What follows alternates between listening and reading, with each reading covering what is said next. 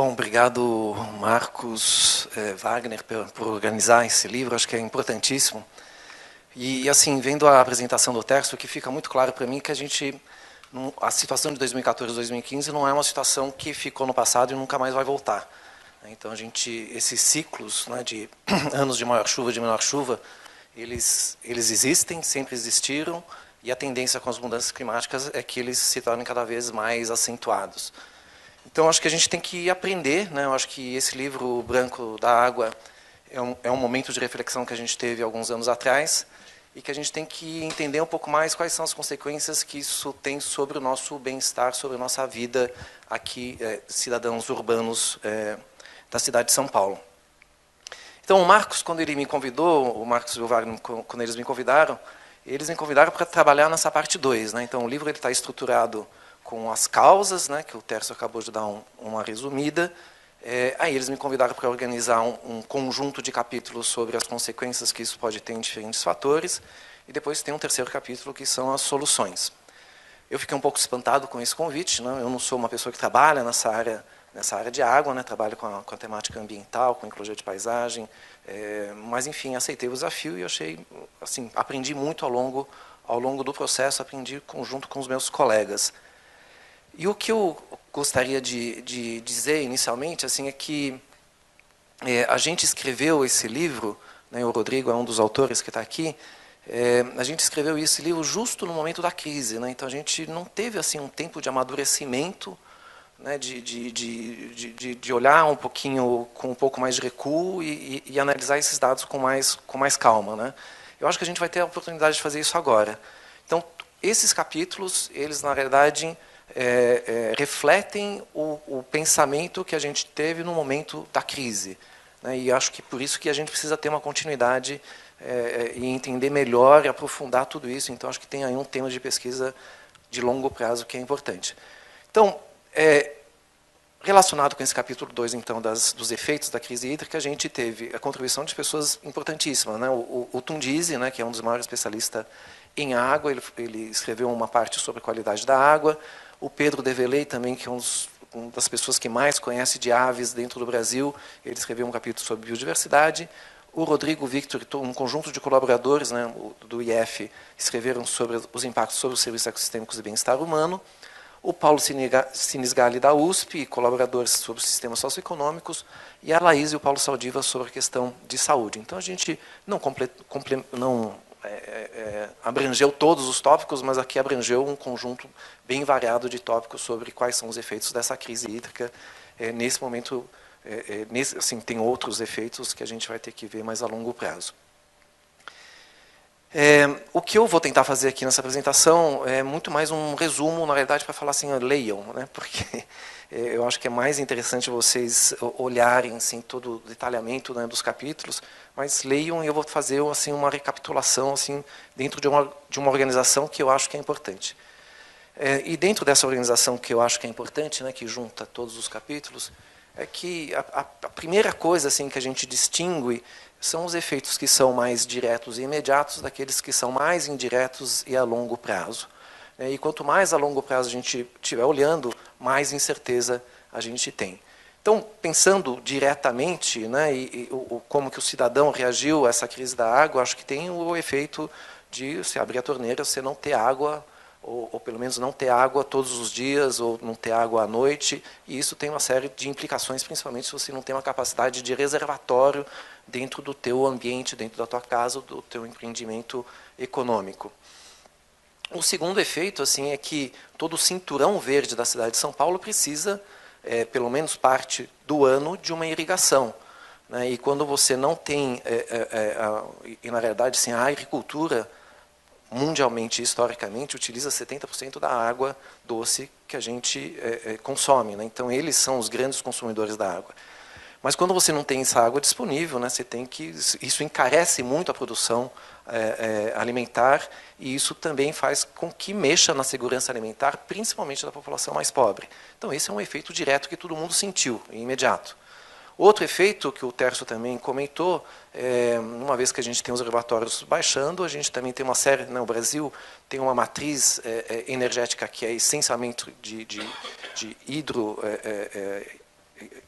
hídrica, obviamente, quando você tem menos água, você vai ter também menos energia produzida por água, que faz com que você comece a buscar outras alternativas que muitas vezes são mais poluentes e mais impactantes em termos de emissão de gases de efeito estufa. Agora, esses são efeitos diretos e indiretos. Agora, eu também gostaria de chamar a atenção para vocês que existem outros efeitos que a gente precisa aprofundar, que são indiretos um pouco mais de longo prazo. E aí eu vou chamar um pouco a atenção para o capítulo que o Pedro Develay escreveu, onde ele fez essa figura que eu acho que resume bem o que ele estava falando. Ou seja, a gente tem um evento de estiagem que tem efeitos diretos. Essas linhas vermelhas são os efeitos diretos em alguns organismos que são mais diretamente dependentes de água, no caso aqui os anfíbios e as epífitas, que ele exemplificou, e a gente também tem um efeito direto que é na estrutura da vegetação, e na realidade o que a gente percebe, quem andou pela Cantareira, por exemplo, nessa época de seca, percebeu que a vegetação estava muito mais seca, muito mais empobrecida, com menos recursos, menos frutos, menos insetos, e todos os organismos que se alimentam desses frutos e insetos vão ser prejudicados indiretamente, e aí a gente já vê um efeito indireto aqui, por exemplo, nessas aves. E pior, o que a gente percebeu é que uma vez que essa estrutura da vegetação ela se resseca, e a gente tem muitos dados na Amazônia com isso, a gente tem um aumento nas chances de queimadas. Então, um efeito indireto de aumento na frequência ou na intensidade dessas queimadas, e aí esse conjunto de efeitos diretos e indiretos acabam, então, levando à redução de tamanho populacionais e à extinção de algumas espécies a longo prazo. E isso precisa ser entendido melhor. Porque uma vez que a gente tem esses ciclos de épocas mais úmidas e épocas mais secas, a gente precisa entender qual que é a capacidade de resiliência desse sistema e qual que é a frequência com que esses eventos vão estar ocorrendo.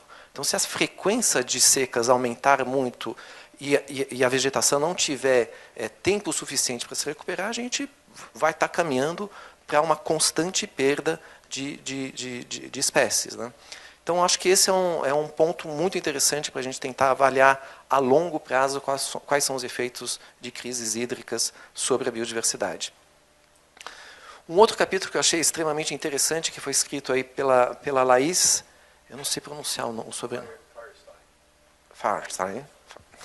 E o Paulo Saldiva, e é um capítulo também muito interessante, que vale a pena ler, porque ele explora não apenas a questão do efeito hídrico, mas também o efeito de um ar mais seco, em termos de doenças respiratórias.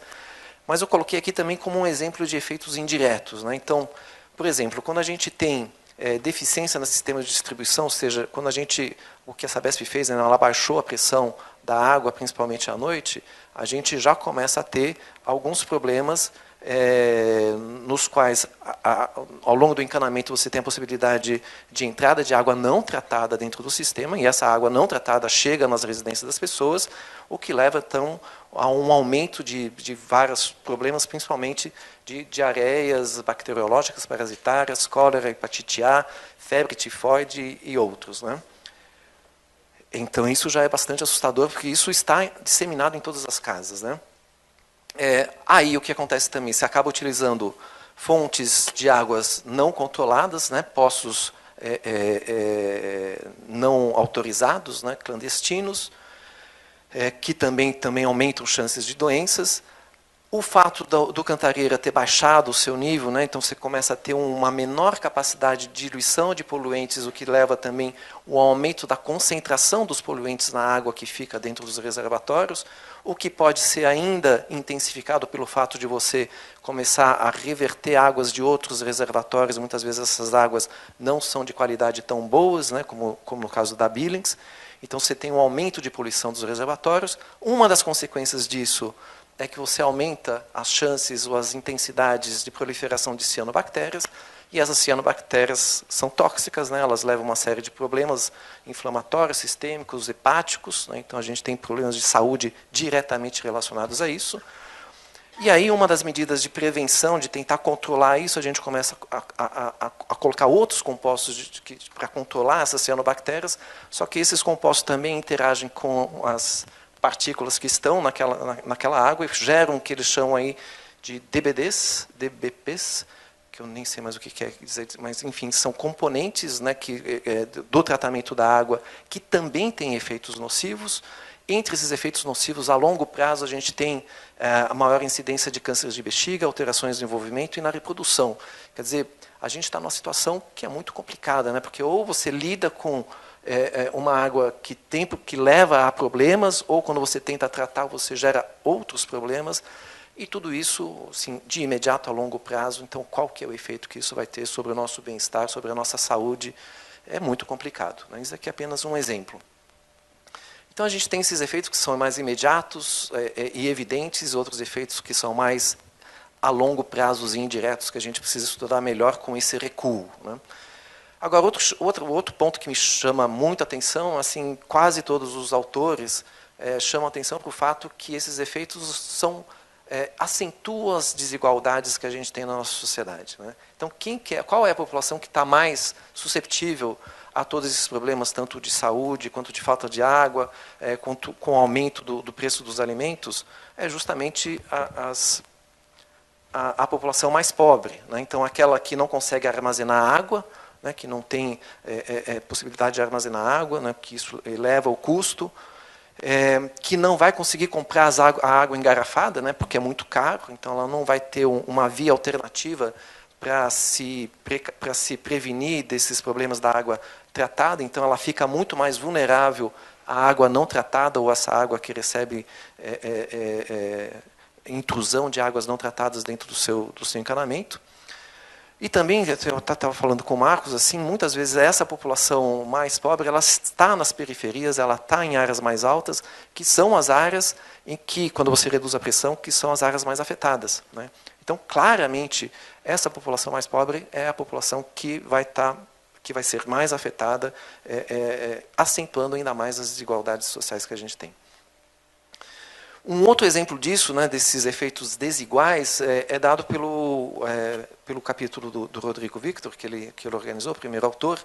Eu não vou falar em detalhe aqui de toda essa matriz, mas ela é uma matriz que mostra para diferentes setores econômicos, né, os serviços ecossistêmicos, os efeitos que podem ser negativos, que é o vermelho, neutros, que é esse amarelinho, ou positivos, né? A gente não tem efeitos positivos. Mas o que eu queria chamar a atenção aqui inicialmente para essas duas primeiras colunas. A primeira coluna, mesmo que vocês não estejam lendo, ela fala de produção de alimentos em pequenas propriedades, né, em sistemas agrícolas familiares. E a segunda coluna, ela fala de sistemas agrícolas maiores. E o que a gente já percebe, né, independentemente do que são as linhas, é que assim, o efeito é muito mais negativo nas áreas de agricultura familiar, né? Então, já há um efeito também que é desigual na produção agrícola. E as últimas duas colunas também, a gente tem a provisão de madeira para pequenos produtores, que é essa coluna daqui, a penúltima, e a provisão de madeira para os grandes produtores, que é a última coluna, e vocês percebem também que, mais uma vez, os pequenos produtores são aqueles que são mais afetados pela crise hídrica. E são mais afetados por diferentes fatores, né? Porque eles não têm brigada anti-incêndio, porque eles não conseguem ter acesso a uma diversidade de variedade de eucalipto ou de pinos mais resistente, ou porque não tem, assim, o eucalipto em particular, ele precisa de irrigação quando a plântula é jovem, né? Então eles não têm possibilidade de justamente oferecer esse sistema de irrigação, então eles são muito mais prejudicados. Isso também é apresentado nessa tabela, que é do mesmo capítulo do Rodrigo, onde ele mostra 4 empresas de produção de madeira, que por motivos éticos não são apresentados os nomes, mas vocês percebem aqui, a gente tem a primeira coluna, a produção madeireira, vulnerabilidade a incêndio, vulnerabilidade a pragas e doenças, e o impacto econômico. Vocês percebem que, no caso das 3 primeiras, a produção madeireira ou não se alterou, ou se alterou muito pouco, ou seja, não há prejuízo econômico, se esse prejuízo existe, ele é muito discreto. Mas vocês percebem que a quarta, desculpa, ela teve prejuízo econômico muito grande, e aparentemente porque ela é muito mais vulnerável a pragas e doenças. Então, entender um pouco melhor qual é essa relação de causa e efeito, quais são os mecanismos que levam a uma empresa a ser mais vulnerável que outras empresas, né, o que está por trás disso tudo, eu acho que também é um tema de estudo que é bem bacana da gente explorar. Eu acho que isso também é uma vantagem, né, desse livro. Ele, na verdade, gera hipóteses, né, e gera assuntos para serem explorados em termos de pesquisa um pouco mais com calma mais para frente. E aqui também é a mesma coisa. E falando agora da questão do tempo de resiliência, né, alguns sistemas eles vão se recuperar muito rapidamente e outros não. E esse tempo de resiliência, né, o tempo de recuperação do sistema, ele é importante em função da frequência que as perturbações vão ter. Então, o que também uma vez é o capítulo Rodrigo, depois eu vou te deixar falar, né, Rodrigo? o que ele mostra, por exemplo, aqui é que aquelas atividades que dependem essencialmente da pluviosidade, né, que são mais relacionados com a pluviosidade, volta a chover, ela se recupera quase que imediatamente. Enquanto que aquelas atividades como o turismo aquático, que depende de volume de água nos reservatórios, então tem que chover, tem que encharcar o solo e tem que acumular água dentro do reservatório, e isso demora muito mais tempo. E aí o tempo de resiliência disso, né, o tempo de recuperação, ele é muito mais longo. Então a gente tem vários sistemas que vão se recuperar mais lentamente, outros que vão se recuperar muito mais devagar, e isso é importante em função justamente dessa frequência com que esses eventos de seca vão ter. Então, só para fechar para vocês, né, como falei para vocês, eu só estou dando alguns pinceladas de alguns tópicos que eu acho que é importante para estimular a leitura. Eu acho assim, há uma alta imprevisibilidade e incerteza dos impactos, principalmente quando a gente pensa a longo prazo. Esses impactos estão levando a um desfavorecimento da população que já é mais desfavorecida, então acentuação das desigualdades sociais. E eu acho que a gente tem aí um tema de pesquisa muito importante que é entender essas resiliências do sistema, né? Então, esses são alguns tópicos que eu, como organizador desses conjuntos de capítulos, vejo como interessantes dentro desse livro. E é isso. Obrigado.